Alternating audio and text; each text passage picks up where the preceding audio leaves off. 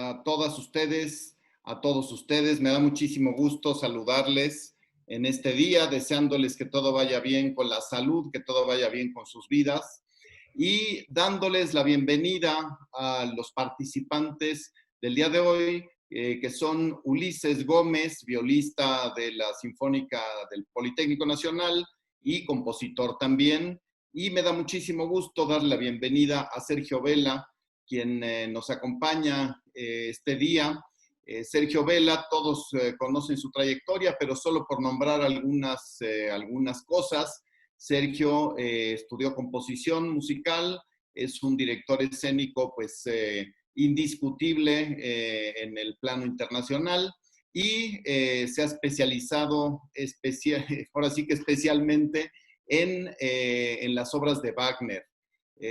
Pero no solo eso, ha dirigido muchísimas escenificaciones en México como en muchísimos otros países, además de su labor como presidente del Conaculta, como director del Festival Cervantino y desde hace algún tiempo ya director de Arte y Cultura del Grupo Salinas. Bienvenido Sergio, bienvenido Ulises. Nos da muchísimo gusto el poder platicar hoy de Shostakovich y Wagner. ¿Cómo los relacionamos? ¿Por qué se pueden cruzar en la historia de la música? Pues aunque realmente no es la relación tan evidente, Shostakovich en su Sinfonía número 15 utilizó y citó mucho del material musical de Wagner y además de eso, pues nos da muchísimo gusto poder hablar de los dos compositores. Bienvenido Sergio y pues si tú estuvieras de acuerdo, inicia por favor. Bueno, primero que nada, muchísimas gracias, querido Enrique, por la invitación. Es un gusto además poder estar contigo y con el maestro Ulises Gómez y por supuesto con tan grata compañía. Muy buenas noches a todos ustedes o buenas tardes, según se quiera decir. De veras un gusto. La verdad es que cuando Enrique Barrios me invitó hace unos días, estábamos viendo las opciones de tipo temático y de fechas.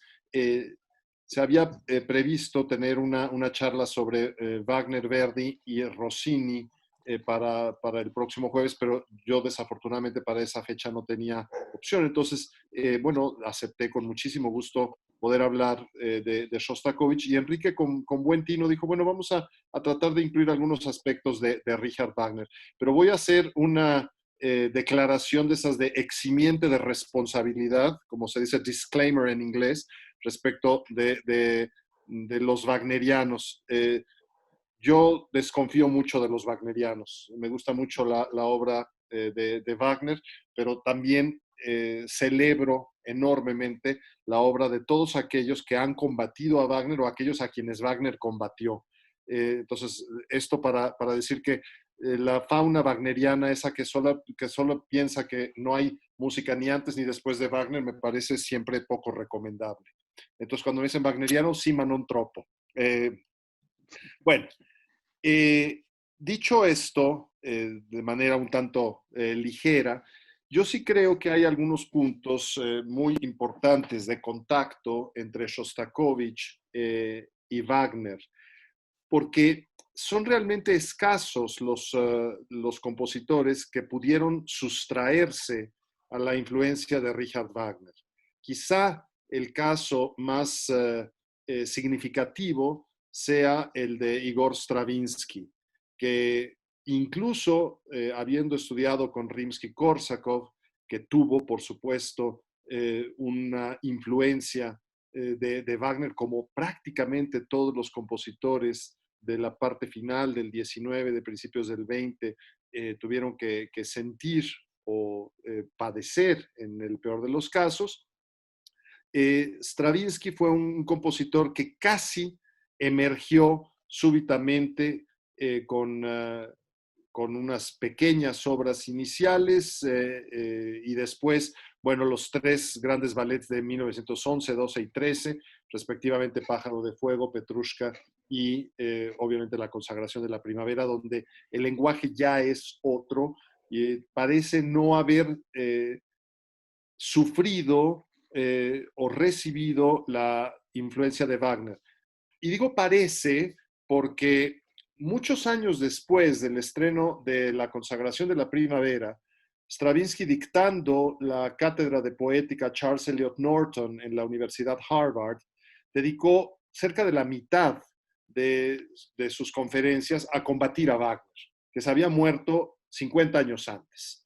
Entonces quiere decir que si seguía combatiéndolo, pues la talla del adversario era formidable. Y en el caso de Shostakovich, en cambio, tenemos, creo yo, tanto en el aliento de la forma sinfónica, una clara herencia de herederos de Richard Wagner, herederos directos o indirectos. Específicamente me quiero referir al caso de Bruckner y al caso de Mahler. El de Bruckner es quizá un poco menos obvio y sobre esto voy a volver en unos minutos, pero brevemente quiero decir que Shostakovich fue, sin lugar a dudas, uno de los grandes admiradores de Gustav Mahler. Y no podemos entender a Mahler sino como un post-wagneriano o un tardo romántico que recibe esa gigantesca herencia que es nutrida profusa y profundamente por Richard Wagner y que, claro, constituye en buena medida, Mahler mismo, un capítulo terminal del tardo romanticismo. Yo digo que hay algunas obras emblemáticas que son la despedida misma del romanticismo y todas ellas tienen un aliento wagneriano sin duda. La octava sinfonía de Mahler, estrenada en 1910, Gurre-Lieder de Schoenberg de 1913, mismo año de la consagración de la primavera, y La Mujer sin sombra de Richard Strauss de 1919. Con esos tres capítulos prácticamente concluye la larga época del tardo romanticismo. Strauss continuará como un compositor genialmente anacrónico.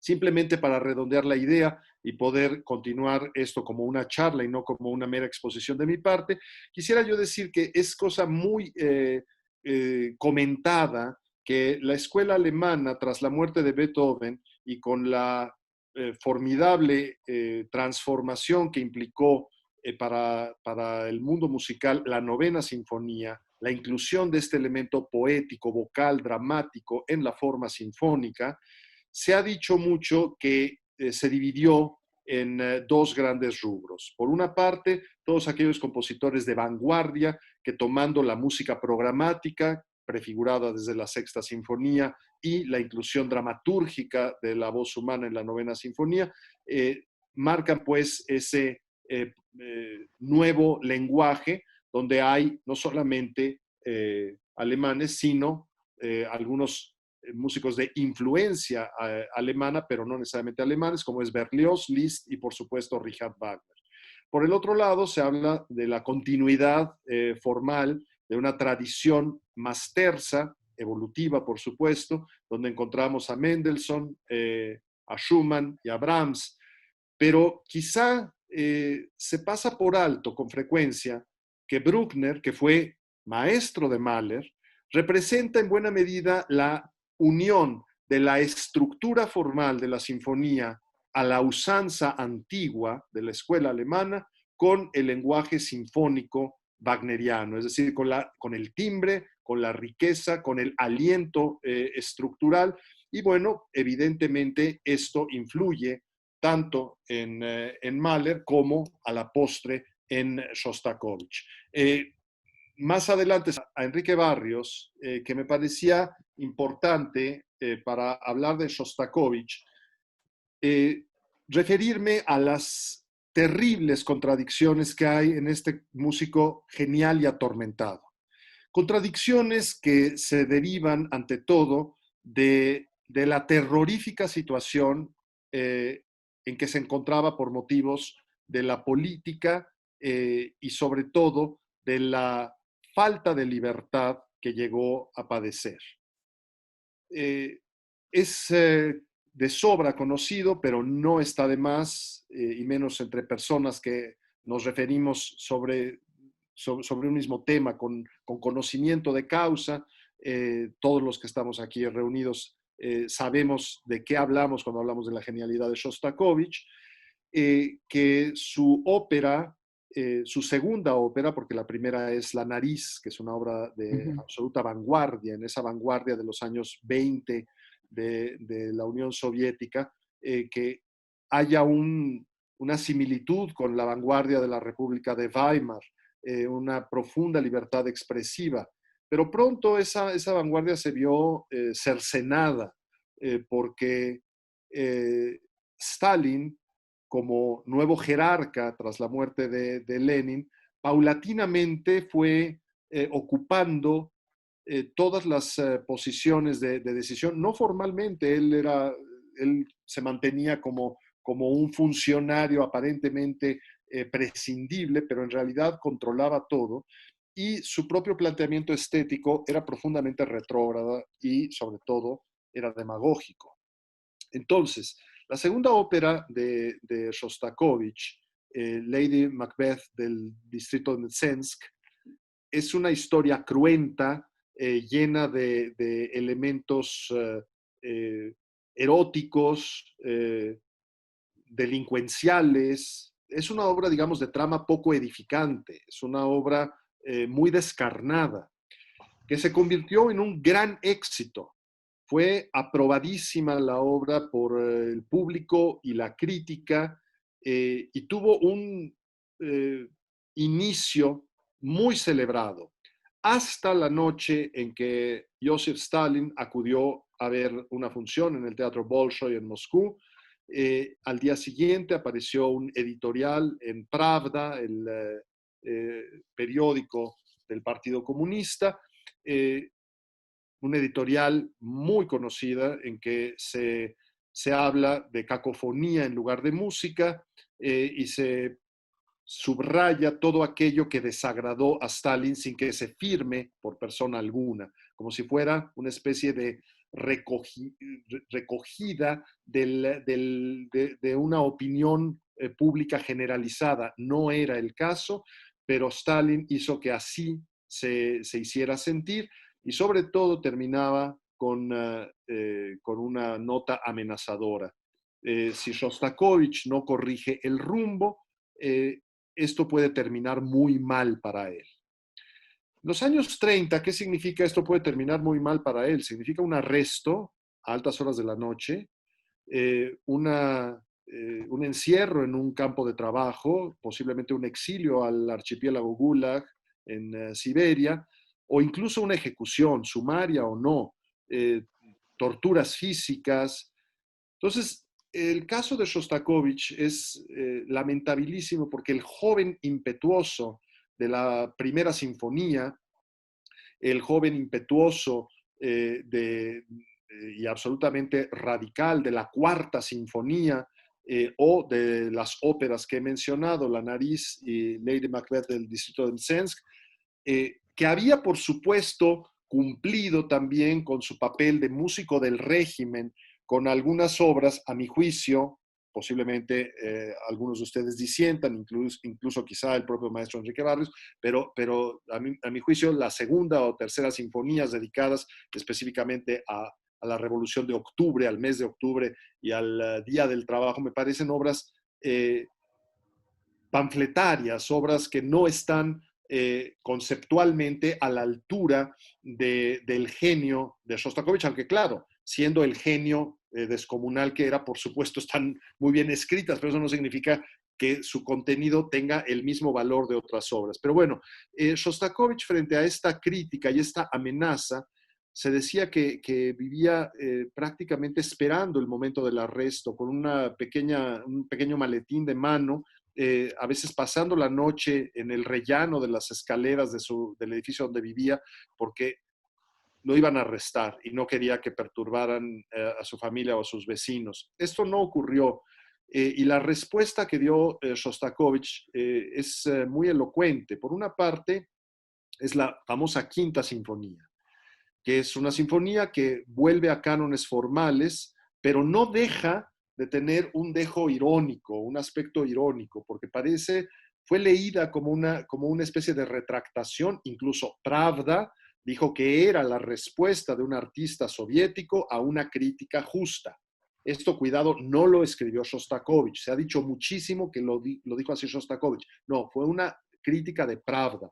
Sin embargo, si bien los aspectos formales de la Quinta Sinfonía hacen que sea una obra mucho más accesible que el lenguaje que utiliza Lady Macbeth de Sensk, también es un hecho que el triunfo final de la obra parece ser más bien una afirmación del individuo que está un poco tomándole el pelo al régimen, pero al mismo tiempo siendo cauteloso de que no se sepa que le está tomando el pelo al régimen.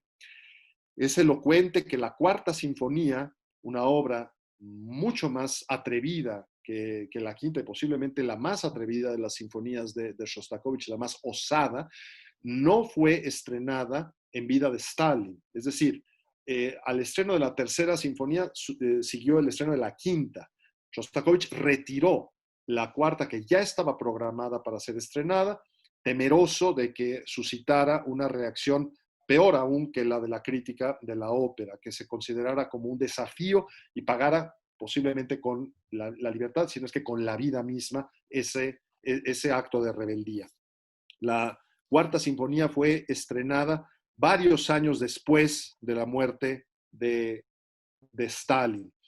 Y entonces, la respuesta de la Quinta Sinfonía a la supuesta crítica, a la supuesta respuesta a la crítica, la Quinta Sinfonía, le mereció a Shostakovich una aprobación casi unánime. La sexta es una sinfonía mucho menos comprendida, incluso por su estructura peculiar, un largo movimiento inicial, más lento y dos movimientos breves ágiles. Luego vienen las sinfonías de la guerra, la séptima y la octava, que tienen una gran elocuencia, pero el problema vuelve con la novena. Stalin acaba de vencer a los nazis. El ejército rojo se acaba de coronar después de haber estado a punto de perecer la Unión Soviética con la invasión, la Operación Barbarroja de los nazis. Y Shostakovich llega a su novena sinfonía.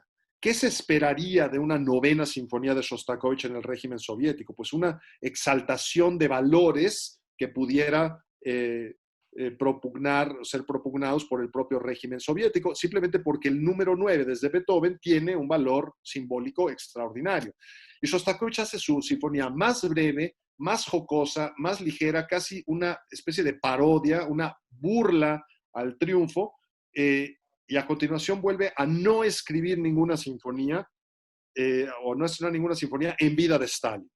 Y se refugia, como tantas veces lo hizo, para sobrevivir en la música fílmica y en términos estrictamente creativos en los cuartetos de cuerdas, que por supuesto no le importaban al régimen porque la música de cámara no tiene el fervor popular y puede tener una lectura mucho más íntima y sobre todo es más críptica, es mucho menos evidente, pero bueno, la serie de 15 cuartetos es una de las piedras angulares del repertorio camerístico del 20. Y claro, al final de la último tercio de obras de corte sinfónico de Shostakovich, nos encontramos con un retrato de Stalin terrible en la 10ª sinfonía. Nos encontramos con tres sinfonías que a mí me resultan también un tanto problemáticas, sobre todo la 11ª y la 12ª, otra vez por este vínculo con cuestiones ideológicas, propagandísticas, año 1905, año 1917, después la Babi Yar con poemas de Yevtushenko, y sobre todo me enfocaría en los prodigios finales que son la 14ª y 15ª sinfonías, tanto la serie de canciones fúnebres para ensamble camerístico, que es la 14ª, como la juguetería grotesca que parece saltársele los resortes a los juguetes, que es la 15ª, llena de citas donde justamente está lo que mencionaba Enrique Barrios, citas wagnerianas, así como hay una cita irónica reiterada de la obertura Guillermo Tell en el primer movimiento, el tema del destino, de la escena de anuncio de la muerte de la Valquiria del Anillo del Nibelungo está presente en el último movimiento de la 15ª. ¿Por qué? Bueno, pues porque Shostakovich, que inteligentemente dijo, no sé por qué están esas citas, pero sé que no podía no ponerlas, se sentía artísticamente obligado, está citando justamente el tema fundamental de la escena en que se anuncia la muerte a Sigmundo, en que Brünnhilde le anuncia que va a perecer en la siguiente batalla. Y es casi una despedida de Shostakovich, ya estaba menguado de salud, aunque la obra fue estrenada unos años antes de la muerte de Shostakovich, tiene este dejo de despedida casi fúnebre, y por supuesto las citas de Tristán e Isolda. ¿Y por qué Tristán e Isolda? Porque creo que no hay música del siglo XX que no se deba a la libertad armónica y melódica de Tristán e Isolda. Sí, de esas partituras que sí marca un antes y un después. Y por supuesto ese descomunal, pero también asombroso final en que pareciera estar escuchándose una caja, un relojito de cuerda al que se le empiezan a saltar los resortes y aquello prácticamente desaparece, que no es más que, a mi juicio, la destrucción física de la vida de Shostakovich. Te propongo, Enrique, que dejemos aquí el comentario inicial para que dialoguemos un poco y tú me dices cómo vamos, porque como es mi primera experiencia en este foro, no quiero correr el riesgo de ser un pesado que monopoliza el micrófono. No, de ninguna manera, Sergio. Acostumbramos a hacer cada quien su exposición y la verdad es que está interesantísimo todo lo que nos compartes. La única cuestión es que dentro de 8 minutos Zoom nos va a cortar y enviaremos un nuevo link. Entonces yo te propondría, calcules unos 8 minutos para lo siguiente, cortamos y regresamos contigo mismo, si te parece. Perfecto, muy bien. Pues bueno, yo quisiera añadir que Shostakovich, sin duda, es un gran conocedor de la forma, de las formas musicales.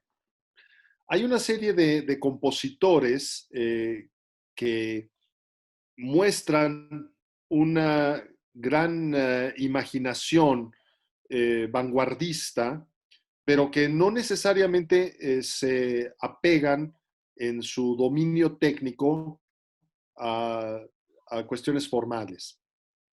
Shostakovich, a mi juicio, como Mahler, conoce las formas, la forma tradicional de la sinfonía o del cuarteto de cuerdas, y altera la forma en función de las necesidades expresivas que puede tener por una creatividad propia. No lo hace de una manera gratuita o caprichosa. Y es aquí donde quiero yo subrayar justamente este vínculo con Wagner vía Mahler, esa larga herencia.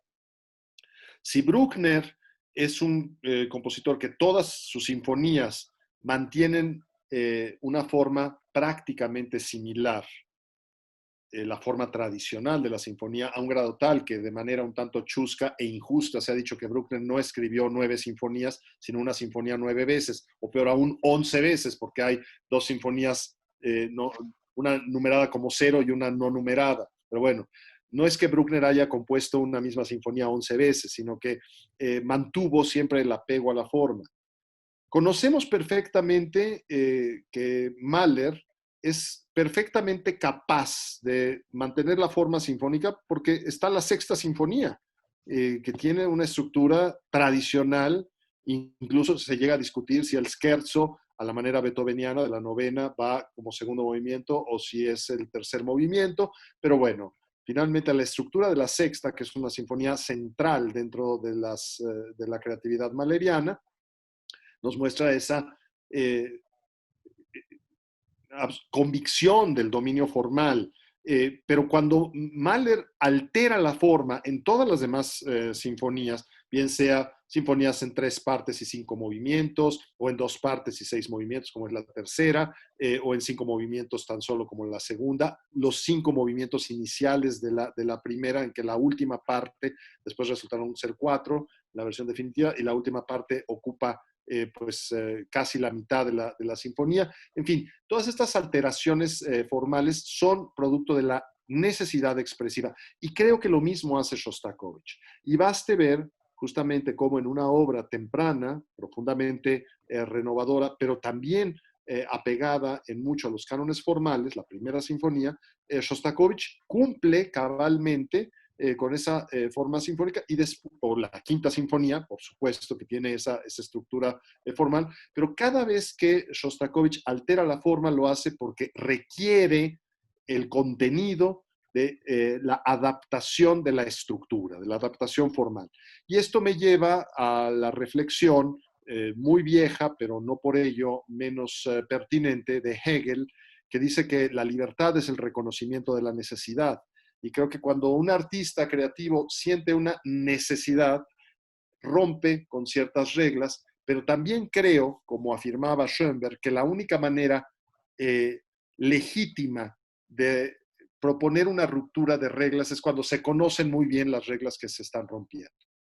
De otra manera, estamos frente a una cuestión anárquica que al cabo de poco o relativamente menos tiempo se va desarticulando, se va desinflando, se va desplomando por su propio peso. Entonces creo que lo que advertimos como parte de la grandeza de Shostakovich es justamente este dominio completo de la forma. Y estábamos platicando, Sergio, pues de todo este tema tan profundo, tan interesante, tan vasto, que es la obra de Shostakovich y mayormente centrados en las sinfonías. Pero regresando a la relación con Wagner, o bueno, regresando a Wagner, difícilmente alguna orquesta podrá el año próximo tocar alguna de las grandes sinfonías, y por grande, además del nivel musical, me refiero a las fuerzas orquestales de las sinfonías de Shostakovich, y también difícilmente se podrán tocar obras de Wagner el año próximo, salvo por el idilio de Sigfrido. El idilio de Sigfrido, que no por las mismas razones que los autores, que los compositores después de la Primera Guerra Mundial recurrieron a las orquestas pequeñas, Wagner recurrió a una orquesta pequeña pues por otras razones, ¿cierto, Sergio? Sí, porque el idilio de Sigfrido en realidad no se llamaba idilio de Sigfrido, sino que el nombre original de la obra es un poquito largo, es idilio de Tribschen con el canto del pájaro Fidi y la aurora anaranjada. Ese es el título original, con un subtítulo que dice Regalo Sinfónico de Richard A. Sukosina. Esto tiene una bella historia detrás. Wagner tuvo un largo y accidentado matrimonio con una actriz, Wilhelmine Planner, Mina Planner. Tuvieron varios momentos de desencuentro. Ella primero fue la que tuvo aventuras extramaritales, después Wagner, no de una manera tan insistente como se ha dicho, pero bueno, sí tuvo sus infidelidades, pero trataron de volver a tener una vida en común hasta el año de 1860, 1861, cuando estuvo por segunda ocasión en París. El famoso estreno de Tannhäuser en París, que fue boicoteado. A partir de ahí se separaron, ella volvió a Dresde, él todavía no podía regresar a Alemania porque era exiliado político, y comenzó un idilio con la hija la segunda hija de su mejor amigo, es decir, con Cosima Liszt, que era 25 años menor que Richard Wagner y que se había casado con un discípulo de Liszt y de Wagner, que era Hans von Bülow, que entre otras cosas fue el primer titular de la Filarmónica de Berlín, entre muchas otras cosas. Bueno, y entonces Wagner tomó una serie de temas de la radiante escena final de Sigfrido, que es la única página del Anillo del Nibelungo, única página conclusiva, que es exultante, que es amorosa, esperanzadora. El encuentro entre Siegfried y Brünnhilde da paso a una serie de temas musicales que Wagner reelaboró para hacer un pequeño, yo diría muy depurado poema sinfónico de alrededor de entre 16 y 19 minutos, depende de la ejecución, que Wagner orquestó para 13 instrumentos, dos violines, viola, violonchelo, contrabajo, flauta, oboe, clarinete, hay dos cornos, una trompeta. La trompeta tiene tan solo 15 compases. ¿Por qué 13 instrumentos? Bueno, pues justamente este regalo sinfónico lo estrenó en las escaleras de la casa en Tribschen. Wagner dirigía desde el descanso de la escalera, los músicos estaban dispuestos en cada uno de los escalones, la mayoría de ellos de pie, y Hans Richter, el gran director de orquesta, que luego fue quien estrenó completo el Anillo del Nibelungo, con lo cual abrió el Festival de Bayreuth, aprendió a tocar la trompeta para tocar esos 15 compases, y el único miembro fuera de los músicos que no era del entorno familiar de la audiencia fue justamente Friedrich Nietzsche, de nuevo, que estuvo ahí en la mañana de Navidad de 1870. ¿Por qué el 25 de diciembre? No es, sí, claro, puede ser un regalo de Navidad, pero es que era el cumpleaños de Cosima. Cosima Liszt había nacido el 25 de diciembre de 1837, entonces su regalo de 33º cumpleaños es este poema sinfónico pequeño, el idilio de Tribschen, que cuando Wagner se vio obligado por premura económica a publicarlo, él inicialmente no quería que la obra saliera del ámbito doméstico, entonces le puso el título mucho más comercial y mucho más perdurable, que es Idilio de Siegfried, justamente porque toma temas idílicos del último acto de Sigfrido, pero no es una página del Anillo del Nibelungo, ni mucho menos de la ópera Sigfrido, sino que se toman temas de ahí y se elabora un pequeño poema sinfónico, del cual, por supuesto, existe la versión para orquesta grande, es decir, se pueden doblar los alientos y, por supuesto, en lugar de tener un quinteto de cuerdas, pues tenemos un quinteto de arcos profuso. Pero bueno, pues sí es una obra que se puede ejecutar con una dotación bastante más conservadora, digamos, que las trompas wagnerianas y los 16 yunques del Anillo del Nibelungo y las 6 arpas. Es súper interesante el momento que nos toca vivir para las orquestas, pues ahora es una exploración del repertorio con fuerzas orquestales reducidas, que es lo que pues tendremos que hacer todos cuando se pueda regresar a tocar juntos. Y por lo pronto, pues es de lo más interesante poder estar platicando de todo esto. Y mientras que tú, bueno, que viéramos algún otro tema que tú trataras, Sergio, me gustaría invitar a Ulises Gómez pues a sacar alguno de los temas, a exponer alguno de los temas para ver también cuestiones de cámara, ¿cierto, Ulises? Sí, así es. Bueno, Javier Ríos, si pudiera también cancelar el micrófono, sería buena idea. Gracias. Bueno, ante todo, pues muchas gracias. Tuve muy poco tiempo. Más bien voy a contar de experiencias propias. Hace algún tiempo me invitaron al maestro Carballeda y me invitaron a mí a San Petersburgo. Y nada más ni nada menos se estrenó el cuarto cuarteto de cuerdas en la Liga de Compositores de San Petersburgo, donde está un retrato del compositor famoso de La noche en una árida montaña. Vi todos los programas que estaban allí, entre ellos los de Sostakovich. La verdad salí espantado, ¿no? Digo, pues, ¿dónde estoy? Y lo hicieron perfectamente bien. Por cierto, fue uno de nuestros amigos directores quien lo estrenó, el maestro Vladimir Zaiguedo, quien estrenó ese cuarteto, junto con otros amigos del Conservatorio de San Petersburgo. Y otro hecho que me llamó mucho la atención es que hace muchos años yo tomé psicoanálisis pues con un personaje, con Fausto Trejo, que fue pues fue encarcelado junto con el maestro Armando Sayas, Pepe Revueltas y todo en 1968. Y él me contaba, Fausto Trejo, que había conocido al maestro Sostakovich y él lo catalogaba pues de un tipo neurótico.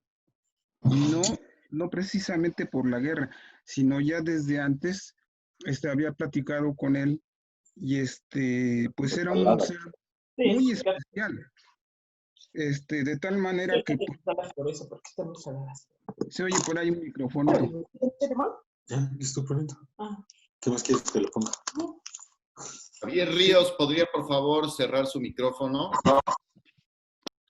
Bueno, entre sus cosas, pues era obsesivo de la limpieza del maestro.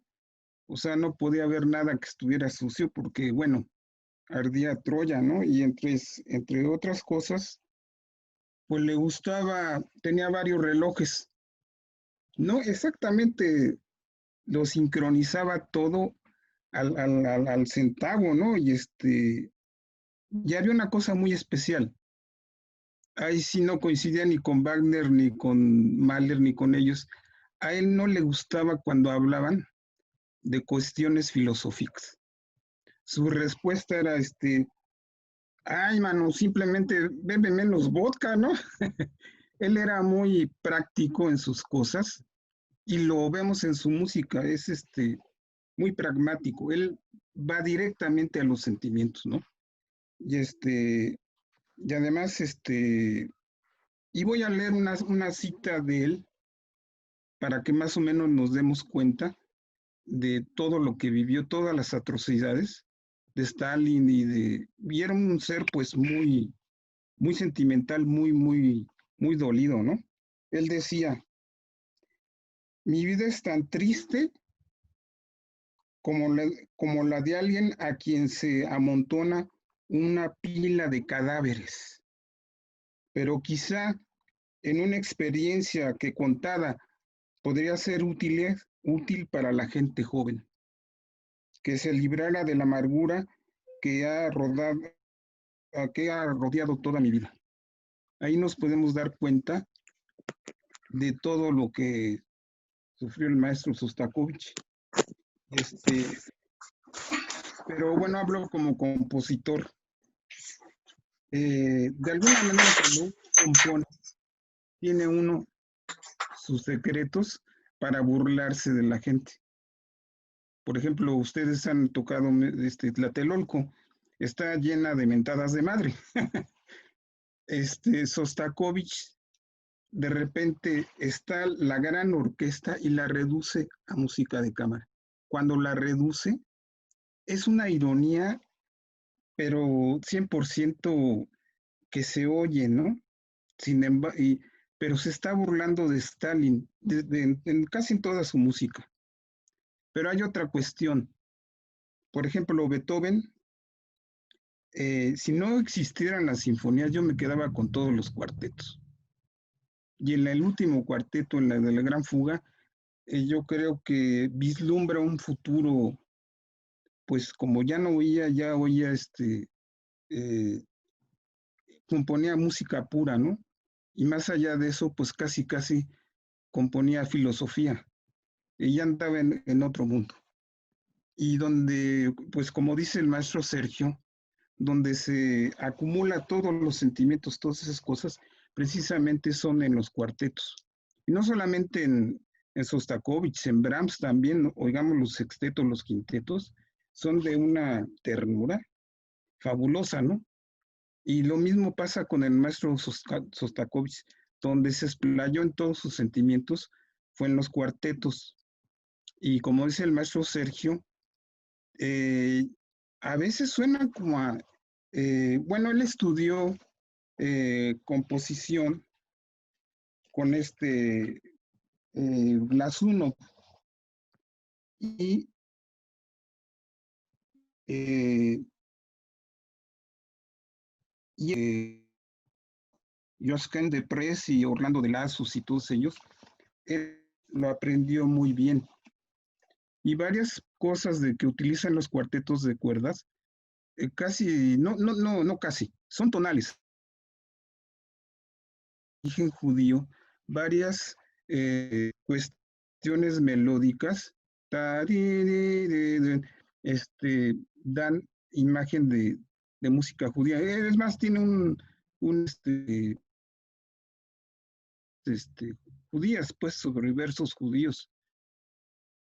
Y sobre todo en sus cuartetos, pero es otro modo de componer de las sinfonías, es otro Sostakovich, pero él nunca, casi en todos, bueno, ustedes saben que en composición podemos hacer do, mi, sol, pero lo podemos hacer un poco más tenebroso si se pone do, re, mi, pero de todas maneras tiene la tercerita esa para colorear la música. Pero como decía Stravinsky, todo se puede hacer en do mayor también. Y decía algo también, por eso es lo valioso también de Sostakovich, encuadrarse en una composición es lo más difícil que puede haber, porque la falta de libertad necesita de más creatividad, y es lo que hacía Sostakovich. Y otra característica de Sostakovich es esta. Yo le decía al maestro Enrique que por ejemplo, Prokofiev, por ejemplo, en la sinfonía, él escribe como piano. Híjole, está en los chelos, en las violas, en los violines primeros y en los segundos. Es muy difícil interpretar, de sacar los problemas técnicos casi en todas sus sinfonías. Es música muy difícil porque él tocaba piano. Y lo mismo Sostakovich, lo que pasa es que nunca hizo su carrera porque decían que pues tocaba muy frío, no, nunca destacó. Sin embargo, yo me he fijado que, y en los alientos también lo sabe manejar muy bien, que escribe perfectamente para la cuerda, hasta lo más difícil, casi todo se puede tocar, lo mismo con Silvestre Revueltas, por ejemplo, La Noche de los Mayas, cuando empieza, escribe por bloques, son unas notas, luego le va dando otro bloque, de tal manera que todo se puede tocar. Y lo mismo con el maestro Sostakovich, que técnicamente y de Tchaikovsky también, a veces mete cromáticas, pero mete un tonito, ¿no? Pero bueno, ya le sabe uno y todo se puede tocar.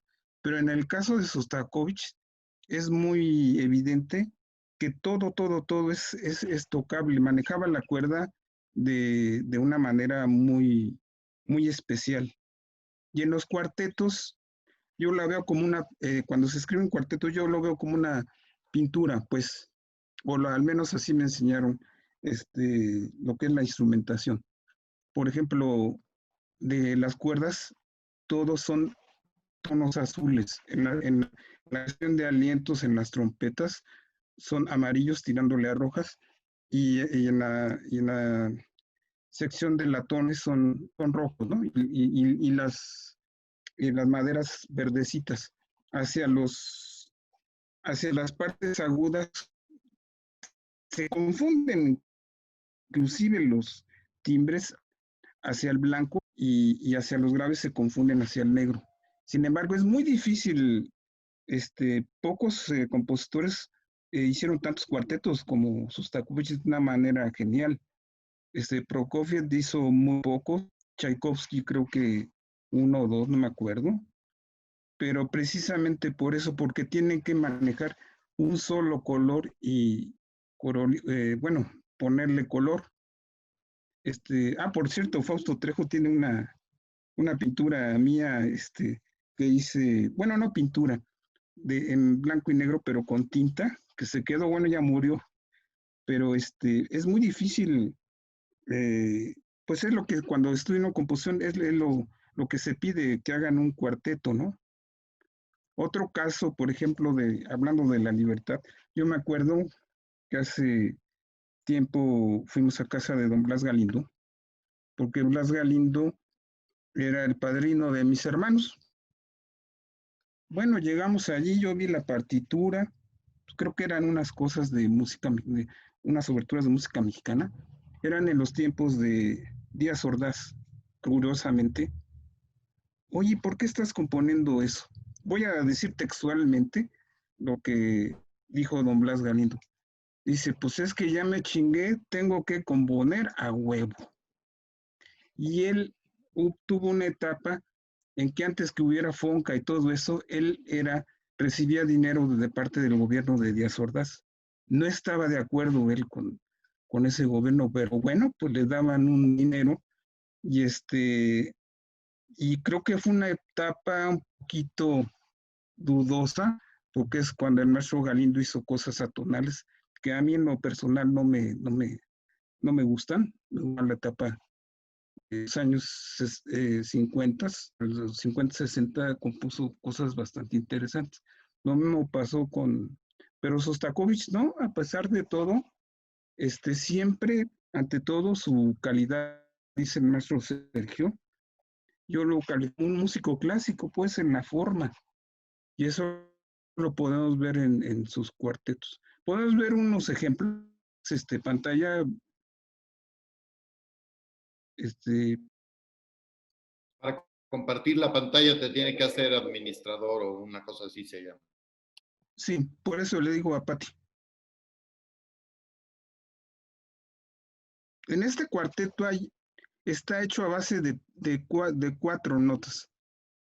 Re, mi bemol, do, si, que son unas letras, pues que realmente no sé, bueno, sí tiene la H y la S, pero no sé a qué se referirá. A ver si se puede compartir. A ver,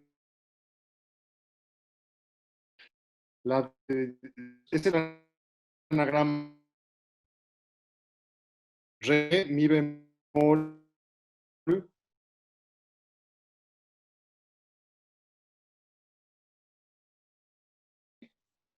luego que es mi bemol, luego Sí.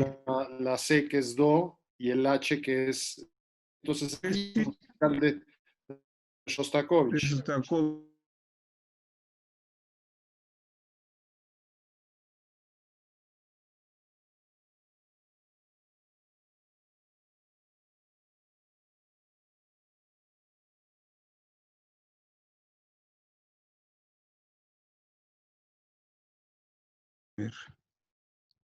No sé si se oiga, a ver. ¿Sí se oye? No, no se escucha. No se oye. Ah, bueno, ahorita.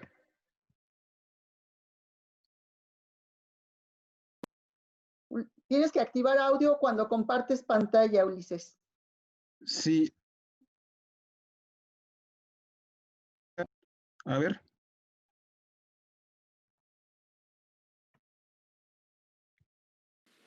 ¿Ya se oye?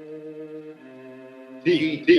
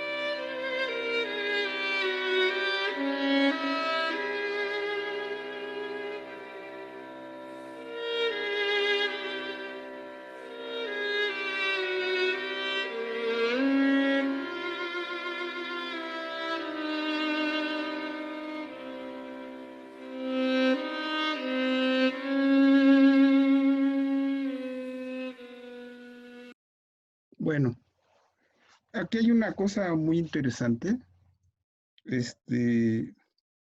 Y yo saco a colisión, pues como estudió música antigua, ahí Te hay unas escuchamos, Ulises. ¿Sí, sí se escucha? Sí, Sí. Bueno, se hay unas escucha. cromáticas Sí se escucha. que, bueno, en música antigua todo eso se llama lamentaciones. Varios compositores en sus cantatas, di, di, di, di, di, como de lamento, ¿no? Y lo que escuchamos aquí en do menor, pues es muy intenso, como muy dolido, ¿no? No sé, esa idea nos da, ya está medio beethoveniano un poquito cuando empiezan los cuartetos de Beethoven, antes de empezar el Allegro, hace este estilo de cosas. Me voy a saltar un poquito al Allegro.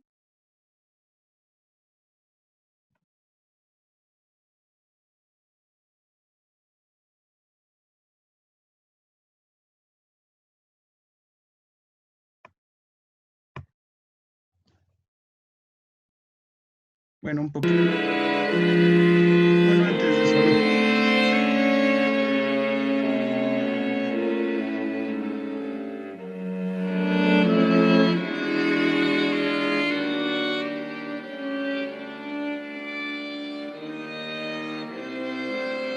Insiste con el tema.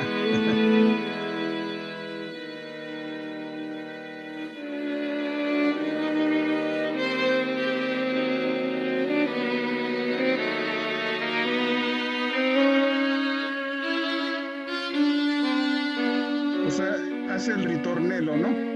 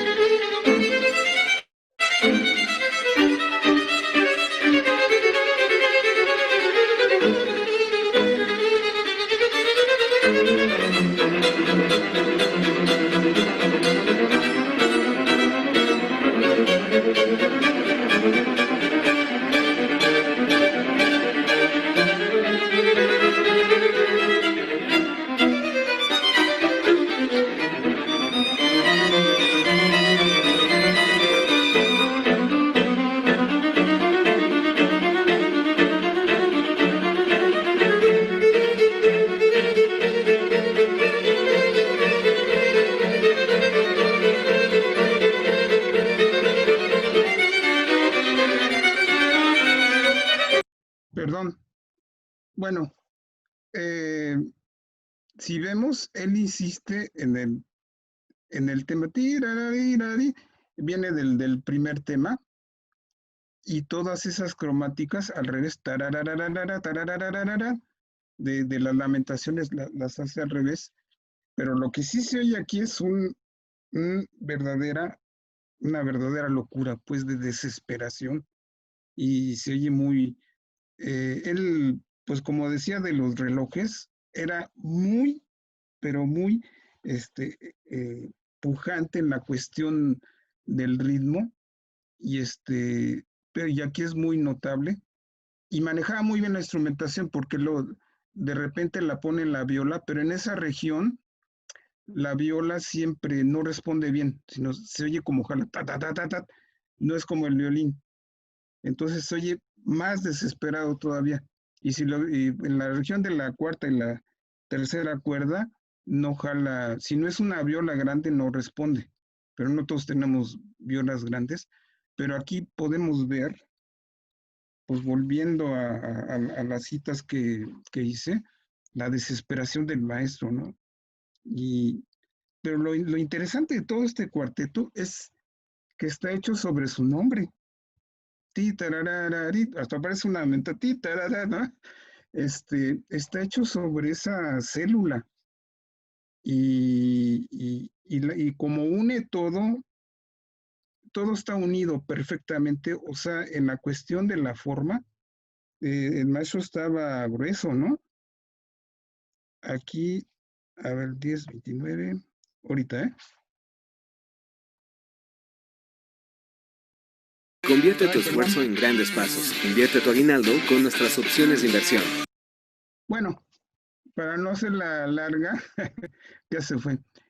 Todo este cuarteto está unido, por eso hacerlo tarirari, se queda, luego une el siguiente, luego después viene uno como minuet, pum pa, pa, y va cambiando ese ritmo a ritmo de pum pa, pum pa, pum pa, a 4 ya 3, y de una manera genial. Este cuarteto termina con el ritornello del primer tiempo, o sea, es un cuarteto primero, segundo, tercer movimiento y casi repite el primero, pero aquí se ve la genialidad del maestro Shostakovich en la cuestión de la forma, como decía Sergio Vela, y que pues el maestro era genial, pero sí se nota.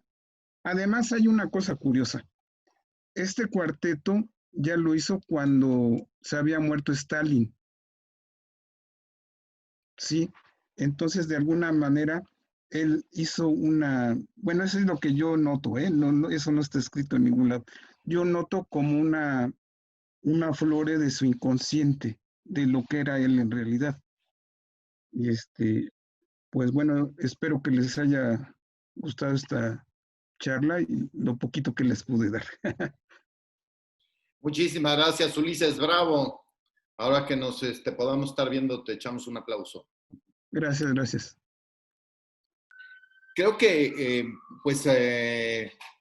hay una sinfonía que especialmente se relaciona o se podría relacionar con la época que estamos viviendo. No por las mismas circunstancias, pero Shostakovich vivió el sitio de Leningrado, que fueron 900 días, alrededor de 900 días, en los que estuvieron sitiados por el ejército alemán enviado por Hitler, desde luego, y con la idea de terminar con los habitantes de esta ciudad que tenía pues alrededor de 3 millones de habitantes. Después de este sitio se calcula que más de 1 millón murieron, la tercera parte de la población, sería más o menos como si en México, no sé, unos 7, 8 millones de habitantes. Y el hecho es que, si podemos apagar micrófonos, por favor, el hecho es que sí hubo una hambruna terrible porque lo difícil era hacer llegar los alimentos, las provisiones a los habitantes de Leningrado.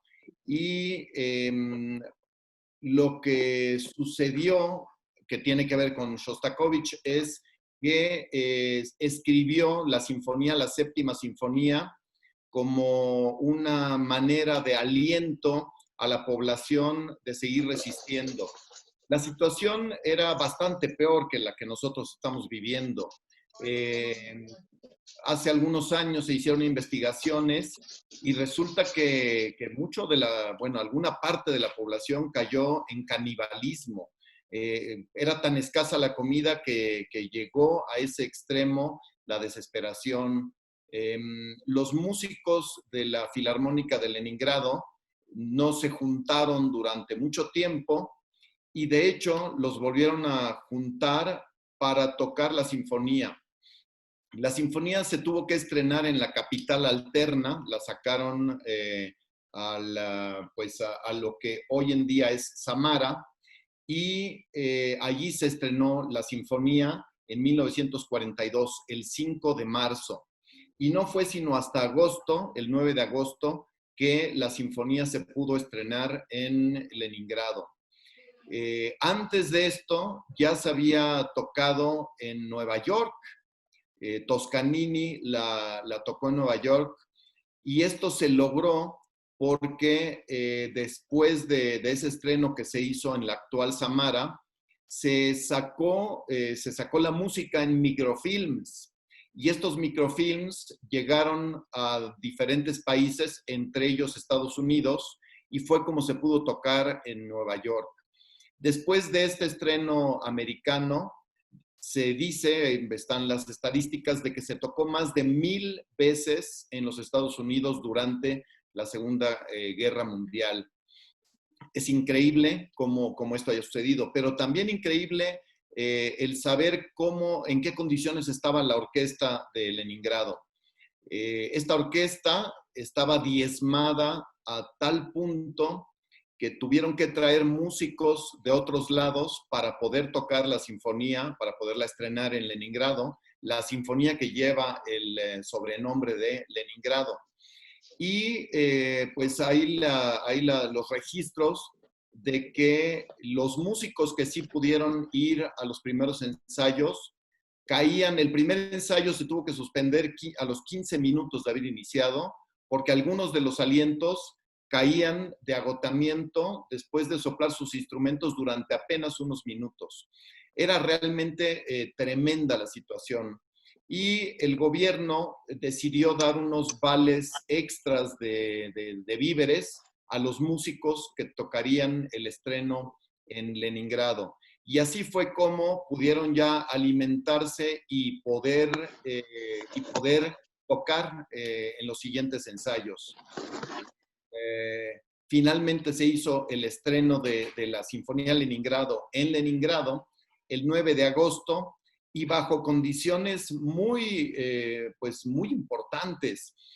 Se reunió pues todos los miembros más altos del Partido Comunista, miembros del gobierno, para presenciar ese estreno, y para tener la seguridad en ese lugar, tuvieron que armar un plan de artillería para defender y que no fuera a ser que bombardearan la sala de conciertos y ahí murieran pues los principales dirigentes. Además de esto, la ejecución de la sinfonía se transmitió por altavoces a diferentes partes de la ciudad, y se aseguraron de que la escuchara el ejército alemán. Pusieron altavoces que llegaran hasta donde estaba el ejército alemán, y esto como un ataque psicológico a los soldados alemanes. Esto es como se dio el estreno en Leningrado de esta gran obra. Es una gran obra. Todo el gobierno soviético, todo el público que la escuchó, todos los habitantes rusos y de las demás repúblicas soviéticas, pues se llenaron de ánimo, de entusiasmo, y finalmente, pues bastante tiempo después, muchos meses después, pudieron ya derrotar al ejército alemán y recuperar la libertad en esta gran ciudad de Leningrado. Pues, aunque fue tomada como un símbolo de la lucha contra el yugo hitleriano, contra la lucha, por la lucha contra los alemanes, más tarde Shostakovich le confesó a Volkov, uno de los principales escritores con respecto a la vida de Shostakovich y de su obra, le confesó que realmente él se había inspirado en el gran enemigo que tenía, que no era Hitler para él, sino Stalin. Fue una obsesión la que tuvo, y con toda razón, la que tuvo Shostakovich con Stalin, y pues nos confiesa que realmente él estaba pensando en cómo defenderse y cómo acabar con Stalin, que era el gran enemigo. Pues bien, Esto y muchas cosas más las pueden ustedes leer en este libro de Volkov, pero también es muy recomendable la película que se llama Las Sinfonías de la Guerra. Las Sinfonías de la Guerra se puede encontrar en YouTube, se puede encontrar en varios lugares. Se las recomiendo muchísimo porque, pues, porque nos toca de muchas maneras y es una manera pues de incursionar más en la obra de Shostakovich. Sergio, te invitaría a que hicieras pues unos comentarios de cierre para que terminemos esta sesión. Gracias, querido Enrique, y por supuesto quiero felicitar también muy sinceramente al maestro Ulises Gómez por su participación. Gracias por la invitación y a Gracias, todos gracias. por su asiduidad y por su continuidad. Bueno, retomando, querido Enrique, lo que mencionas sobre este gran enemigo, Shostakovich, yo creo que el gran enemigo a vencer siempre es todo aquello que nos mengue libertad. La libertad es un valor fundamental que desafortunadamente advertimos poco cuando se ve amenazada. Y cuando hay una amenaza a la libertad, hay que estar completamente alerta porque de otro modo, cuando caemos en la cuenta, ya estamos cercados y la prisión ya se ha construido y estamos nosotros dentro. La máxima que me parece que debe regirnos a todos nosotros como artistas es que cada expresión artística requiere de libertad. No es extraño que la secesión vienesa, este gran movimiento de ruptura de inicios del siglo, existe un edificio en Viena que se denomina justamente La Secesión, donde está el famoso friso Beethoven de Gustav Klimt, y es un edificio que mantiene estas líneas clásicas, una especie de templo, una especie de frontispicio más o menos habitual, pero si advertimos, pues estamos dentro del Art Nouveau, son ornamentaciones inesperadas y como cúpula encima del pórtico central hay una enramada de hojas doradas que con buen sentido del humor los vieneses le dicen la col, que pareciera una gran col o una gran lechuga. Pero ¿a qué viene todo esto? Se trata de una estructura que albergó a los artistas para una galería, artistas que rompieron, hicieron un movimiento de ruptura, una renovación del arte a principios del siglo XX, justamente la que se llama la secesión. Y abajo de esa cúpula dorada, encima de la puerta, hay una inscripción de Lajos Hevesy que dice en alemán Der Zeit der Kunst der Freiheit, que significa a cada tiempo su arte y a cada arte su libertad. Lo que Shostakovich hizo fue una defensa de su libertad que se vio amenazada una y otra vez. Tuvo que conducirse en más de una ocasión de conformidad con los cánones que el régimen le imponía por falta de libertad, pero la verdadera libertad de Shostakovich la encontramos en su expresión artística. Y esta reflexión sobre la necesidad, lo indispensable del binomio arte y libertad, viene muy a cuento en una época en la que parece haber una serie de fundamentalismos ideológicos por doquier, en todas partes del mundo, un reduccionismo a la capacidad de diálogo, a la capacidad crítica, y todo esto son atentados contra la libertad. Entonces es una exhortación que hago vinculada con la trágica vida de Shostakovich, que afortunadamente nos legó un catálogo extraordinario, donde podemos prescindir quizá de las obras por encargo, las obras panfletarias, las obras que en un momento dado corresponden con las exigencias de supervivencia que tuvo que afrontar. Pero esa acérrima defensa de la libertad, como cada uno de nosotros, el maestro Ulises, tú mismo y yo hemos expuesto ante nuestros colegas y amigos, creo que es lo que nos debe dejar pensando, reflexionando. Y bueno, pues simplemente concluyo agradeciendo de nuevo la atención y la oportunidad de estar esta tarde, noche con ustedes. Un placer. Muchas gracias a ti, Sergio. Muchas gracias a Ulises. Muchas gracias a todas y todos los compañeros y las compañeras de la orquesta.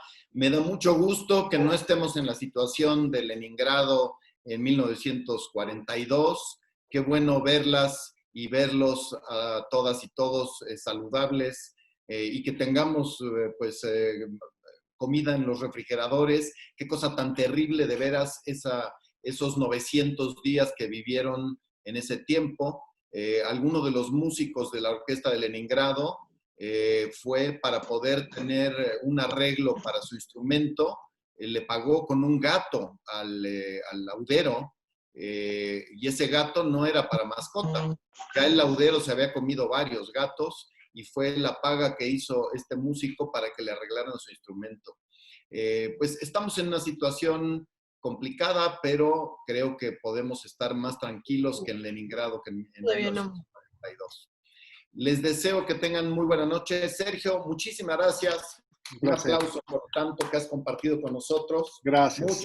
Muchísimas gracias.